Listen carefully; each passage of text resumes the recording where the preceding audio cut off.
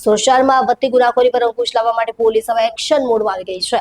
ગુનેગારોમાં કાયદાનો ડર ઉભો કરવા સુરત પોલીસે 1000 થી વધુ ગુનેગારોને એક જ સ્થળે ભેગા કરી કડક ચેતવણી આપી હતી। પોલીસની આ કાર્યવાહીથી અસામાજિક તત્વોમાં ફફડાટનો માહોલ જોવા મળી રહ્યો છે।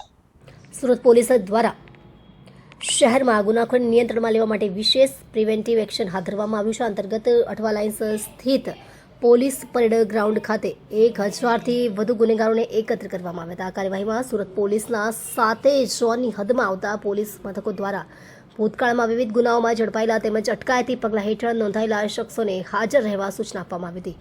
ડ્રગ્સના ગુનાઓમાં સંડોવાયેલા આરોપીઓ ઉપરાંત ધારિયા, તલવાર, ચપ્પા જેવા ઘાતક હથિયારો સાથે ઝડપાયેલા શખ્સોને પણ પોલીસ પરેડ ગ્રાઉન્ડ ખાતે બોલાવવામાં આવ્યા હતા। પોલીસ અધિકારીઓએ તમામ શખ્સોની રહેઠાણ, રોજગાર અને હાલની પ્રવૃત્તિઓ અંગે માહિતી મેળવી હતી અને સાથે જ ભવિષ્યમાં કોઈ પણ પ્રકારના ગુનાહિત કૃત્યમાં સંડોવાશે તો કડક કાયદાકીય કાર્યવાહી કરવામાં આવશે તેવી સ્પષ્ટ ચેતવણી આપવામાં આવી હતી।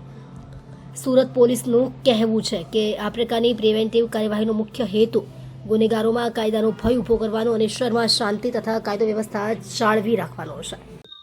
સુરત શહેર પોલીસ દ્વારા ગેરકાયદેસર હથિયાર, એનડીપીએસ અને આર્મ્સ એક્ટના લગતા જૂના ગુનાઓમાં આરોપી થયેલા હોય એવા અને સાથે સાથે જે ચેકિંગ દરમિયાન પકડી પાડવામાં આવ્યા હોય એવા તમામ આરોપીઓ વિરુદ્ધમાં એક ખાસ ઝુંબેશ હાથ ધરવામાં આવી હતી અમારા માનનીય સીપી સાહેબની સૂચનાથી, જેમાં સિટીના તમામ અધિકારીઓ, સેક્ટર અધિકારીઓ, ડીસીપીશ્રીઓ, પીઆઈઓ, એસીપીઓ, આખી તમામ ફોર્સ જે છે વિસ્તારમાં જઈ અને ચેકિંગ હાથ ધરવામાં આવ્યું અને એ ચેકિંગના અનુસંધાને લગભગ અમે જે જીપી એક્ટ 135ના કેસીસ કર્યા છે એમાં 1700 જેવા કેસીસ કરવામાં આવ્યા। એમાં બહુ મોટી સંખ્યામાં લગભગ 1300-1350 જેટલા આરોપીઓ છે એ જાહેરમાં અથવા તો એમની પાસેથી ગેરકાયદેસર હથિયાર તરીકે છુરી, ચપ્પુ, જાહેરનામાને ભંગ કરતા હથિયાર એવી વસ્તુઓ મળી આવેલી। એના અનુસંધાને એમને વિરુદ્ધમાં કેસ પણ કરવામાં આવ્યા છે અને સાથે સાથે તડીપાર ઇસમોને ચેક કર્યા છે, હિસ્ટ્રી શીટર્સને ચેક કરવામાં આવ્યા છે, એમસીઆર્સને ચેક કરવામાં આવ્યા છે। વાહન ચેકિંગ દરમિયાન પણ અમુક લોકો જે પીધેલા પકડાયા હોય એમને પણ પકડીને કેસ કરવામાં આવ્યા છે એમબી એક્ટ હેઠળ।